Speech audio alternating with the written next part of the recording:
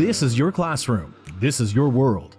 But how does what you're learning here relate to what's happening out there? And how might these issues affect you today and tomorrow? Time to find out. I'm your host, Simon Jackson, and class starts right now.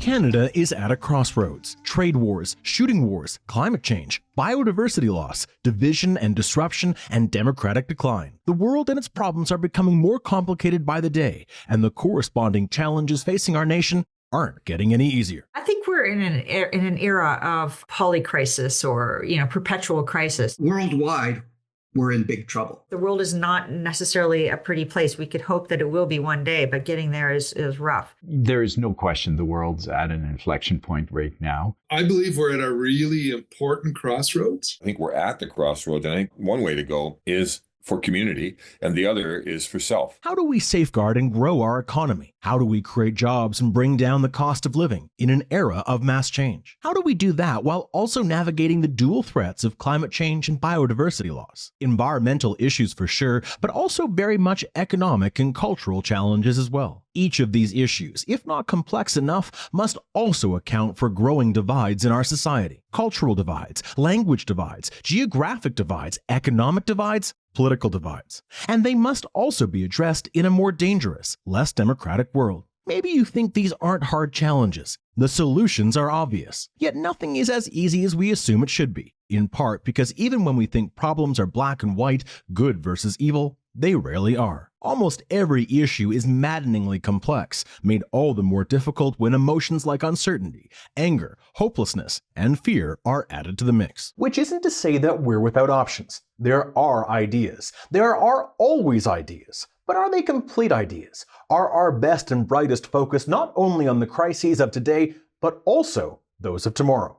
Are our decision makers balancing the needs of today with those of your tomorrow?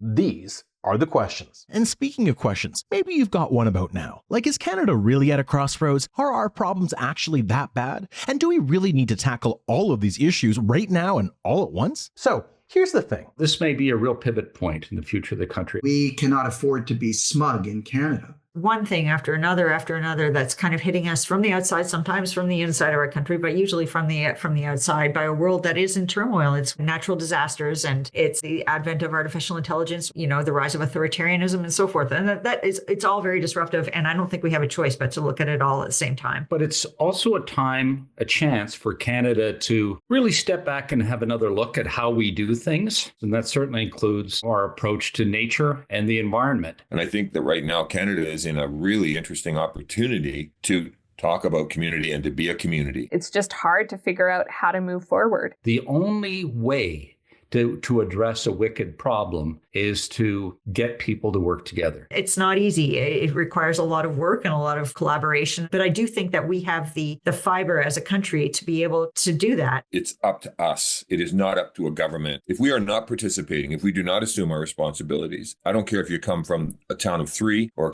the town of 4 million. I just think that we have to figure out how we can work together now, especially. Canada, for much of Confederation, has mostly decided to stand against something. And so often, that something is America. We've become smug, and we've been more than content to skate by, rather than skate ahead. But that isn't going to cut it anymore. Whether we're talking about the health of our democracy, our economy, or our environment, our advantages have slowly eroded. And now, the problems are mounting. They're becoming more complex. They're becoming more interconnected. They demand a decision. They require courage. As a country, we must stand for something. We must uncover a set of ideals that can bring us together and move us forward now more than ever. This challenge, it's going to require every Canadian of every age to step up and use their own unique skills to look at each problem from a new perspective. It's going to require each of us to step outside of our comfort zones and overcome our natural biases in order to really understand our entire system, our entire ecosystem. After all, only by really listening and learning can we create a better tomorrow. And tomorrow, very soon, it will be your today. That's why this class isn't just theory. It's not abstract. This class is the foundation for understanding real issues in the real world. It's designed to help you take what you're learning and apply it to the challenges we face as a country and as a world. And maybe you think, I'm in school, I can't do this. But here's where you need to stop and think again. The younger generation, I think, has a finely tuned sense of the dangers that the world is in, but they also have their hands on the potential solutions. It's not an expectation that people will do the right thing or that good things will happen. It's in the knowledge that if they choose to, they can.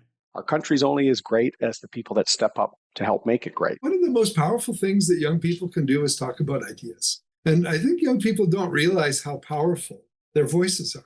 They have way more power than they think they do. And part of participating well in a democracy is to shape, not only to be shaped. And you can shape, and that's your power. Our most influential and impactful ideas will come from young people today who are growing up in this world. Exactly. Or put another way, Young people are always made for the moment that they are born into. Ilona Doherty is a social innovator and Canada's leading researcher on, well, you.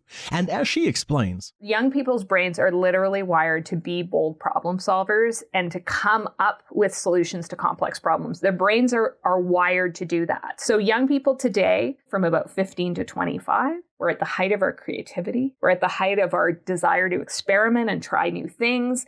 We are more observant than when we're either younger or older. There's all these incredible abilities that we have until about 24. so if you have the creativity, and you do, and if the challenges we face today will impact your future, and they will, why not help us chart a newer, better path forward? For you, for your family and friends, for our country, and for our world.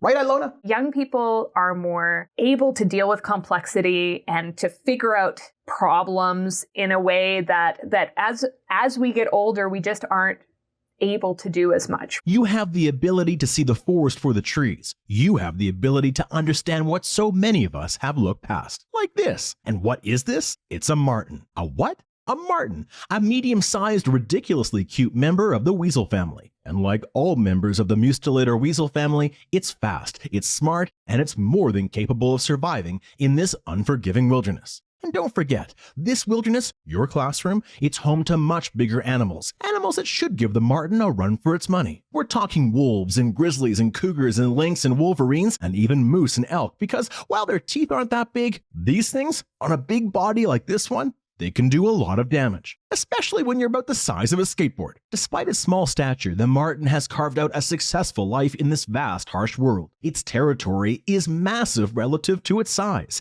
and it is one of the 7 fiercest predators to call this place home. Sound a bit like Canada? It should. We're small in stature but rich in geography. We're a G7 nation that has used ingenuity to build a prosperous society on a land that many might interpret as cold and barren. We certainly are a nation of innovators. Think about the history of the country. I mean, we had Indigenous people who were very, very self-reliant, and then we had a whole pioneer culture, and we've had wave after wave of immigration come into the country. So it means we're tough. We are tough. This is what has allowed us to find our footing as a country and grow. But if we're being honest, what's allowed us to excel? A bit of good fortune. We lived on the doorstep of the world's biggest market. So why would you load your widgets onto a ship in Halifax or in Vancouver when you can pop it on a truck or a train and sell it to the biggest market in the world? Not only have we benefited hugely from our proximity to the US, we've also decided to deeply connect our nations. We're a large country with a population kind of in a ribbon around the US border. So a lot of our infrastructure, whether it's pipelines, whether it's electricity, whether it's other things, tends to be north-south. The benefit? After World War II, and particularly after the fall of the Berlin Wall, the world has enjoyed the most tremendous period of wealth creation, poverty reduction, general stability that we've seen in global history. At least in this park, the marten has benefited from a bit of good luck too. You know the saying, one person's garbage is another person's treasure? Yeah, the marten takes this concept to the next level. While the marten can hunt, hunting requires calories. And calories, it's always better to acquire them than to spend them. And guess who loves to toss away a few free calories? We do. Whether it's a moose hit by a car or one too many hamburgers cooked for the old picnic, we're constantly throwing away food. throwing away our scraps. The marten, it's not one to pass up a free meal, especially given its size. And while the human-marten relationship is far from perfect, from the marten's perspective, it sure beats time-consuming small-time squirrel chasing or having to forge give-and-take security relationships with other species. After all, humans do much of the hard work for the marten for free. So yeah, it's true, the martens here, they've taken full advantage of their proximity to humans and have picked up a few bad habits along the way, which again sounds a lot like Canada. Canada has become a laggard on defense and security and NATO. We became what's termed a free rider. We rode on the fact that, hey, the US are our buddies. They have the world's most powerful military by a factor of 10. We don't have to meet our commitments to NATO. We don't have to spend 2% of our GDP on defense. We don't have to maybe buy that new submarine. We'll buy an old used one and, patch it together with duct tape. But we've not just become complacent about our security. Like our marten friends, we've become complacent on a lot of fronts. We are in a very tricky situation right now. To understand why, we thought we'd start with the basics, turning to one of Canada's most trusted voices on the economy and economic issues, Heather Schofield. The economy is kind of a vague term. You can certainly throw an awful lot of things in that bucket, but I'd say for me, it means having a job, being able to afford the things that you want, being able to put your shoulders to the wheel and do hard work and be rewarded for it, and paying taxes so that you have the things that society wants. So we're talking about quality of life here. And for our economy to be functioning, for our nation to be prosperous, we need to grow. It's not just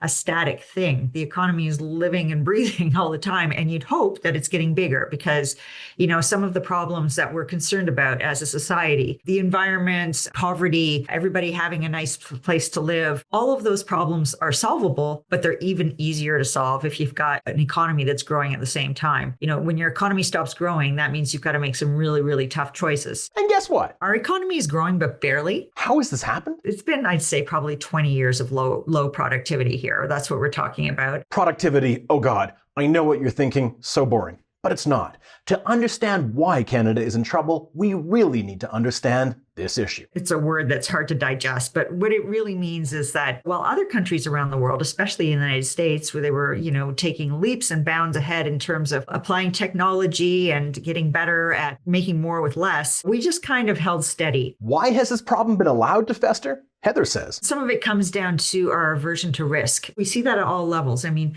the thing is with risk, there's high reward, but you could also lose. And I don't think that willingness to fail is not necessarily something that we've embraced as a country. Celebrated angel investor and technology entrepreneur Randall Howard agrees. There's a saying sometimes that in Canada we have a culture that's risk averse. Sometimes it's called go for bronze. And so I think a lot of that productivity issue is a sense that maybe we don't have to try as hard. Maybe life is too comfortable. In fairness, why deal with this when you can just deal with this? If life is going well, there's really a good reason to rock the garbage can, right? Well, when any species becomes habituated to something easy, something unnatural, problems can begin. Right, Heather? We've developed a kind of a complacency because life is pretty good, or it has been. But when we're hitting a troubled patch like we are right now, then it means we don't have a heck of a lot to fall back on. That's the issue. As conservative strategist and demographics expert Hamish Marshall explains, issues like productivity seem like dry economics until it starts impacting our daily lives. Most surveys show that something like 50% of Canadians are within $200 of not being able to pay a big bill or get through the month. That creates a massive level of anxiety. Here's the funny thing about humans. We often don't understand societal problems until they're full-blown tire fires. The economy, it didn't become a crisis overnight, but we failed to heed the warnings of economic nerds. Canada, as you now understand, has had economic issues for years. Then COVID hit. That cost money. Big money. It also changed how we work and what we buy. COVID, labor shifts, and changing purchasing habits all impacted supply chains. So too did natural disasters. The consequence? Inflation. The price of food went up. Affordable housing, a long-standing problem in Canada, became even harder to find. What was considered a temporary problem became worse and worse as fewer and fewer people were able to fill the jobs to meet the demand that was crippling the supply chains. Temporary workers were brought in to ease that problem, but these workers also needed housing, and that just made the housing problem more acute. Meanwhile, because of productivity issues, no one wanted to invest in Canada, so wages weren't keeping pace with inflation, and because inflation kept steady, suddenly Canada has a cost of living crisis on its hands. But again, it wasn't sudden. It just seemed sudden because we allowed problem after problem to compound until a lot of bad luck finally turned that problem into a very real, very tangible crisis. Economically, it's harder. It's harder to rent an apartment, move out of your parents' house. Like all of this stuff is way harder than it used to be. If this all sounds bad, guess what? It might get a whole lot worse. You see, while Canada was busy going for bronze, it was also putting most of its economic eggs in one neighboring nation-state basket. Like the marten, the strategy of taking advantage of geography and proximity to a massive economic market makes sense. The forest, sure, it offers a diversity of natural prey that, in times of food scarcity, will give the marten more options for survival. But it also offers risk. And risk, it can be dangerous. But it's also risky to put all of your eggs in one basket. Because if something changes, if that sweet supply of garbage gets cut off or suddenly becomes more dangerous in its own right, well, that will pose an even bigger risk for the marten. And here's the thing about change. It's constant. Nothing good lasts forever. The same holds true for Canada. The good old days of solely relying on America? Those days are gone. We're hitting some rough times with the United States putting up tariffs against us, putting them up, taking them down, putting them up, taking them down. As a business person, you cannot respond to chaos in a constantly changing environment. The on-again, off-again tariffs U.S. President Donald Trump is imposing on Canada and so many nations around the world has thrown the global economy into a state of turmoil. To recap, a tariff is a tax imposed on imported goods. It's a mechanism that exists to help countries protect specific industries and the jobs they create by making similar goods and services from other countries more expensive. The tariff is paid by whoever is doing the importing, usually businesses, but the tariff's costs are usually passed along to the consumer because, well, businesses are in the business of making money. If the tariff works, the consumer will change their buying habits, purchasing tariff-free products presumably made within their country's borders instead of the now more expensive imported version. In theory, at least. Sometimes, of course, tariffs make products cheaper than the out-of-country alternatives, but not cheaper than what the consumer had previously been paying before the tariffs were imposed. After all, the reason global free trade exists is because it's often cheaper to produce a good or service in a different country. Though Trump's goal is to create more American jobs and create a stronger domestic economy that allows his government to tackle the U.S. cost of living crisis without raising taxes, it remains to be seen if he'll be successful. But what's almost certain is that in trying to help his voter base, he will destabilize our economy. How? Well, for starters, remember Canada is, more than anything, a trading nation. Sure, we produce a few final products, but for the most part, we have the raw resources and specific skills that contribute to a larger vision that's packaged elsewhere, like in the US. In fact, the United States is by far our largest trading partner, and so many jobs in our country, directly or indirectly, are related to the goods we exchange with American businesses. A tariff on Canadian goods means what we sell to America becomes more expensive. That means Americans will be less likely to buy our products, reducing demand for what we make. With less demand, Canadian businesses will need fewer workers. That means layoffs and unemployment, sure, but it also means less government revenue and declining social services, worsening problems like the cost of living crisis. But wait! There's more. As demand dips for Canadian products, business investment will further dry up. That in turn means that the Canadian dollar will lose value. And since we don't make that much stuff to begin with, what we buy from, say, the United States will cost way more since our dollar will have so much less value than that of America's. This won't just increase the cost of living, but it will also make it more expensive for companies that rely on imports to do business in Canada. That means even more layoffs and more business closures. As each problem makes other problems worse, our economy will worsen, further hurting investment in Canada, further weakening the loonie, further driving inflation, further hurting prosperity. You get the picture.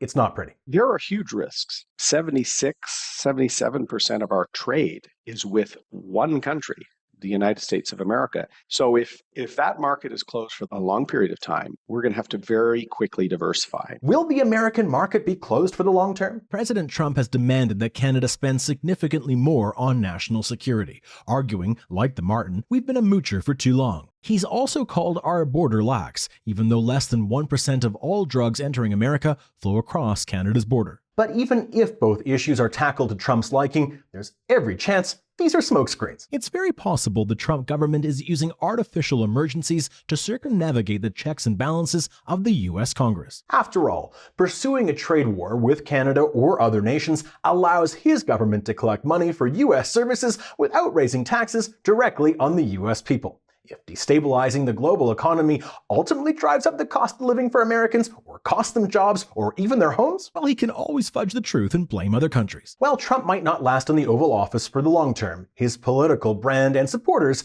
might yet stick around for a while. And both Trump and his supporters have made it clear that Canada has what America craves: oil, water, and critical minerals. If by pulling back from free trade, the US can put Canada into an economic tailspin, well, it's possible Trump and his champions will be able to pursue their wish of annexing our nation, making America more self-reliant in a destabilized world that they've enabled. As a patriot, I can't stand this 51st state taunting from the US president. So what we have to do is not react emotionally to it.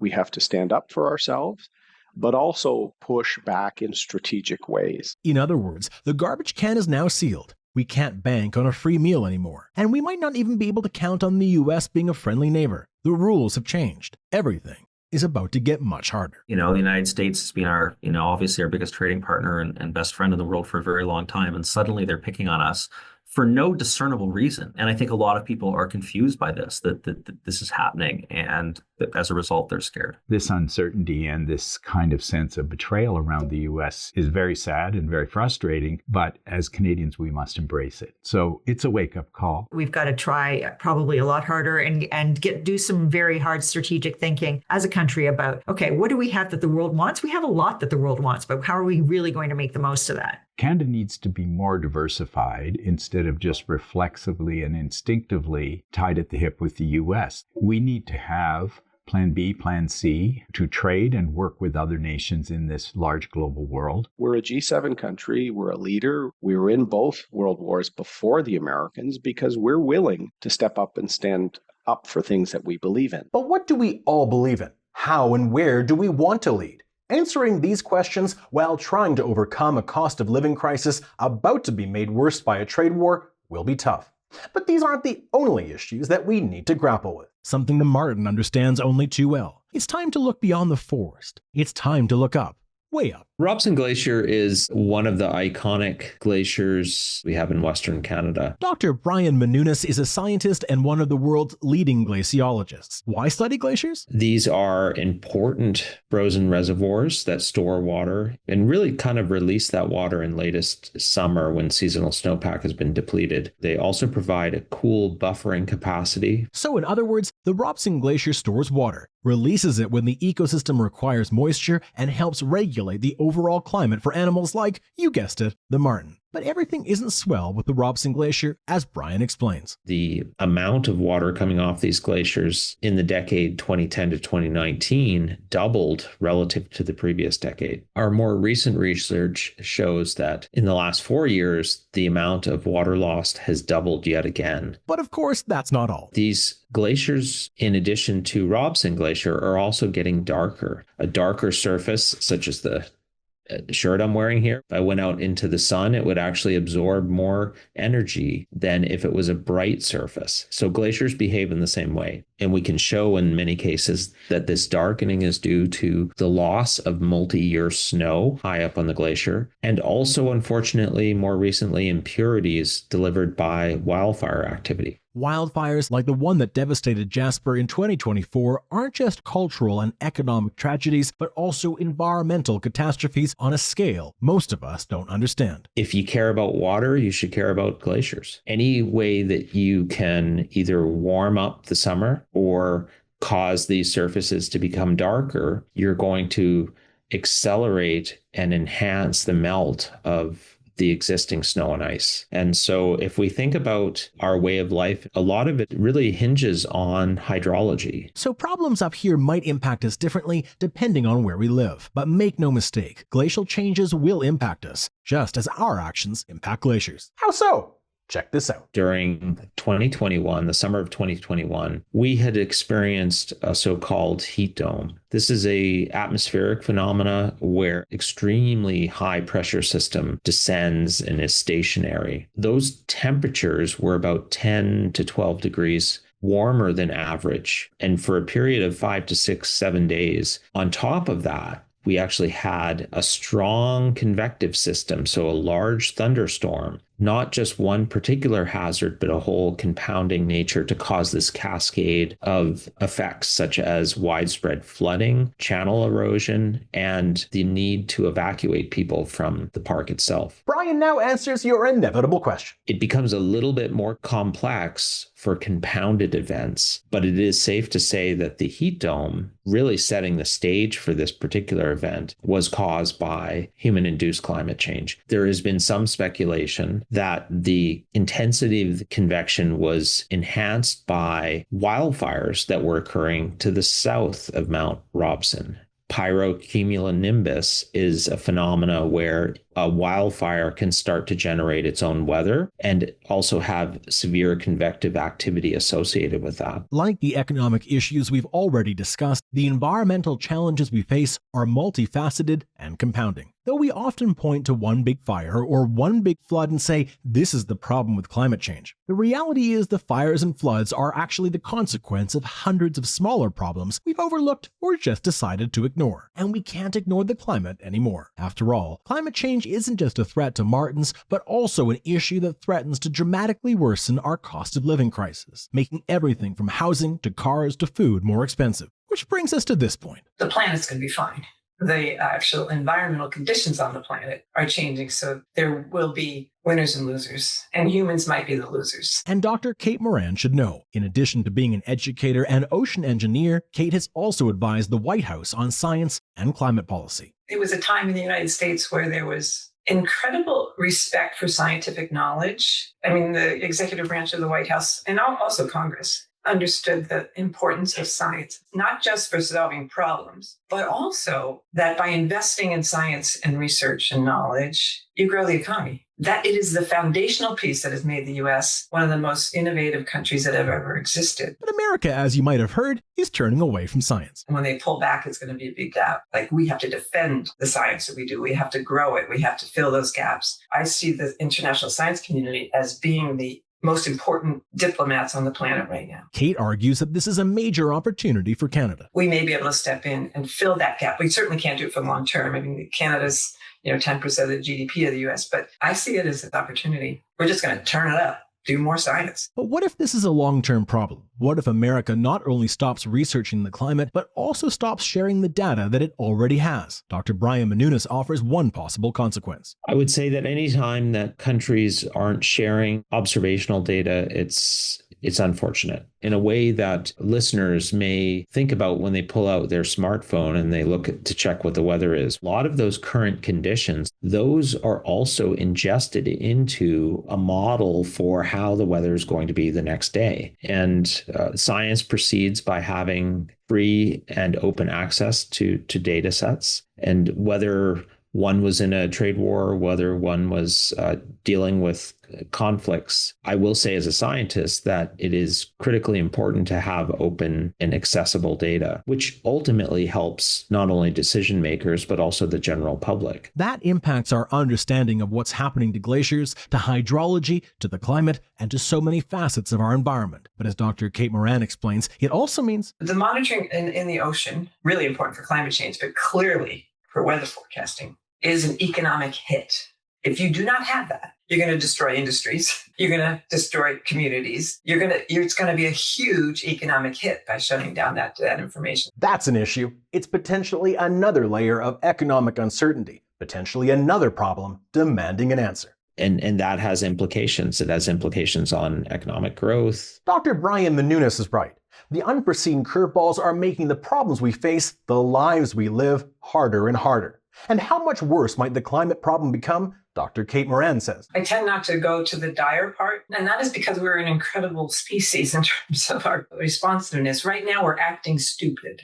We know climate change is happening. We know the solution, and we have not learned how to alter the behavioral response collectively to actually do those things. And we need to, according to former Prime Minister Kim Campbell. The military have recognized this, for decades now. So do we think we're going to keep global stability and peace if those who are suffering most from the effects of climate change are not the ones whose economies have contributed most to it? And how collaborative are they going to be with us? And how friendly are they going to be with us? In other words, our security problems might get much, much worse without addressing the climate issue. but so too might other environmental issues.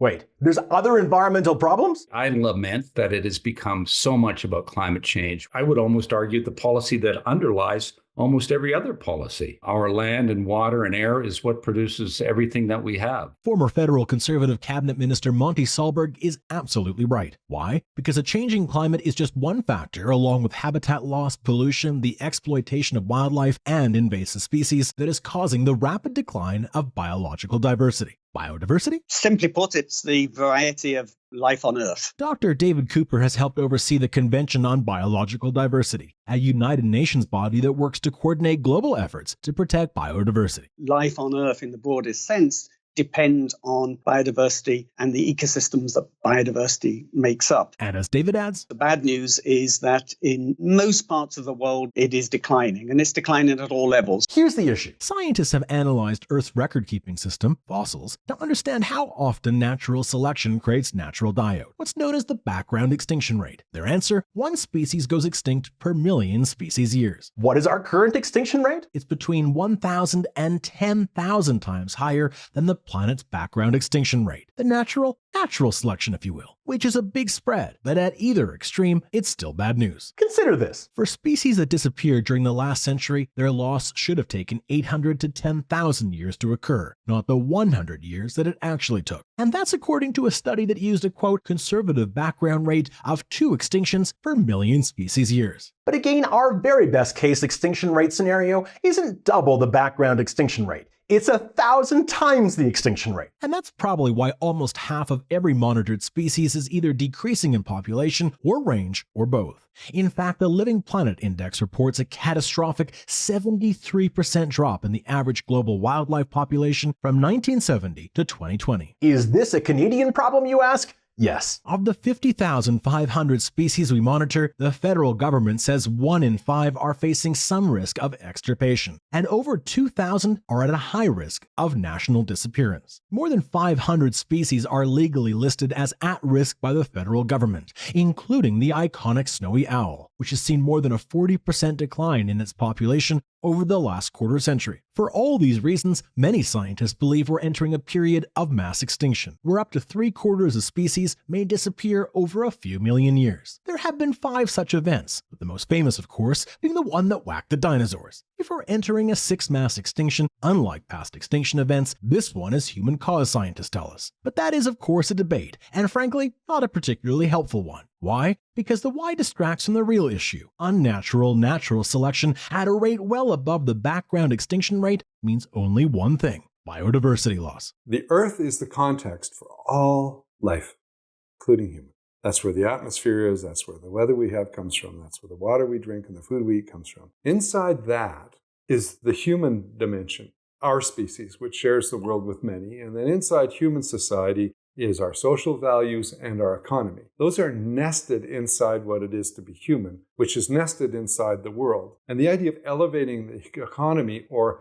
human preferences for use above that context is why we have an environmental crisis in the 21st century. While we can change our trade partners, build more homes, fund a military to defend our nation, and mitigate the impacts of climate change, we can't withstand the loss of biodiversity. We're all part of this web of life on Earth. More connections there are, the more stable the whole system is. As we start to lose little pieces, then now instead of a web, it becomes a line or a chain. And then suddenly that system is really vulnerable to any change that might happen. Biologist Dr. Victoria Lukaszuk is right. And as you now understand, change is happening fast on oh so many fronts, which doesn't bode well, even still. Environment has been sometimes described as a full stomach issue. People have to have full stomachs before they start caring about the environment. And you can see that in many parts of the world where if there's terrible poverty or suffering, that people have very little interest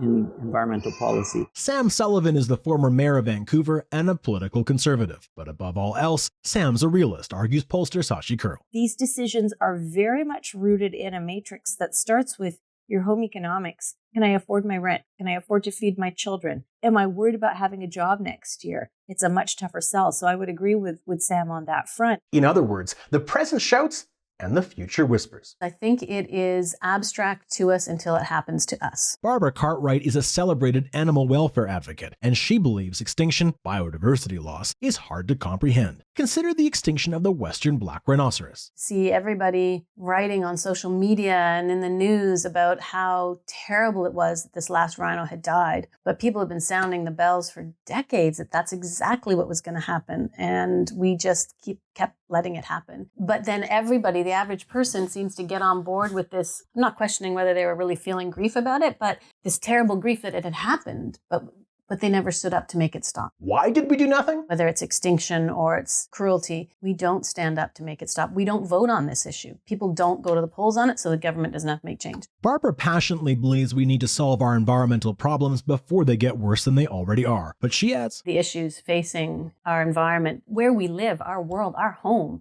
is monstrous. It's so much easier to watch Netflix. Pollster Sashi Curl agrees. If a consumer market, for example, made it very easy to take action on issues of understanding, respecting, preserving, enhancing nature, if those were easy decisions, I think we'd be taking them. So that's an issue. In fact, everything we've discussed here is definitely an issue. They're all serious, complex, compounding, interwoven problems at what's known as the systems level. The important thing is the numbers are the numbers. The data is the data. You may hate the data. The data may depress the hell out of you based on your own perspective or your bias. The data may just make you want to cry, but it is what it is. Indeed. So now that we have the facts, the question becomes, can we actually grow our economy and safeguard our sovereignty in a complex, fast-changing, dangerous world, while also addressing other challenges like climate change and biodiversity that didn't just disappear with Trump's trade war or the release of ChatGPT-5? Wow. I mean, that's ambitious.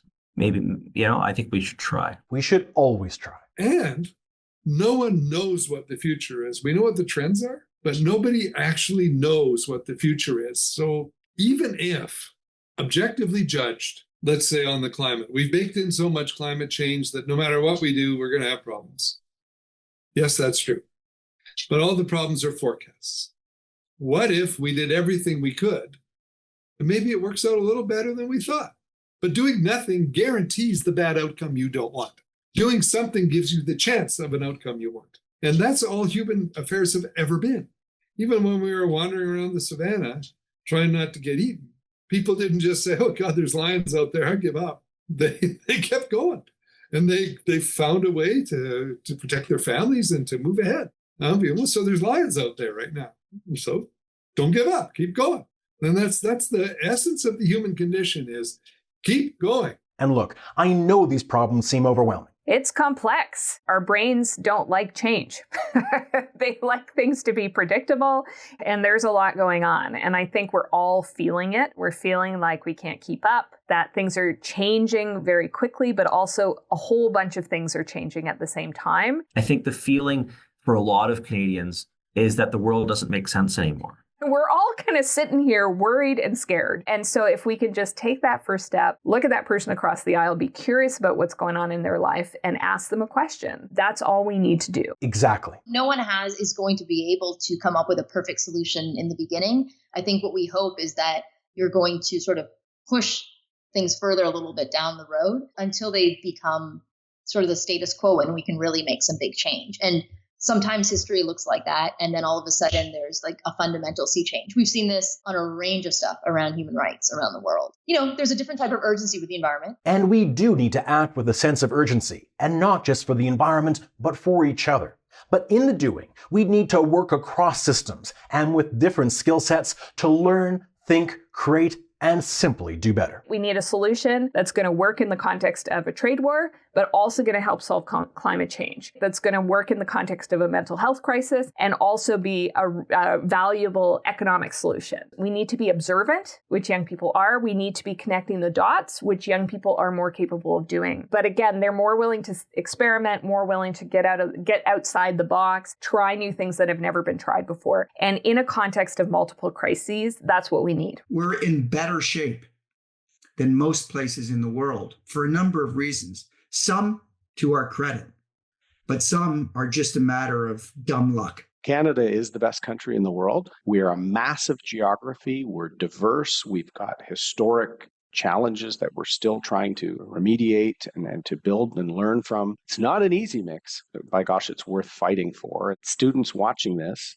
you're inheriting the greatest country in the world, but with a few challenges we're leaving you. So hopefully tackle them with passion and with a sense of purpose. And if I may, that purpose requires a bit of empathy and a willingness to dig deeper and go further. After all, finding solutions is the easy part. Creating solutions that can unite and endure, that's a much taller task. What I have come to really appreciate is the importance of creating and protecting the conditions in which we in society can move forward and attack really difficult problems together.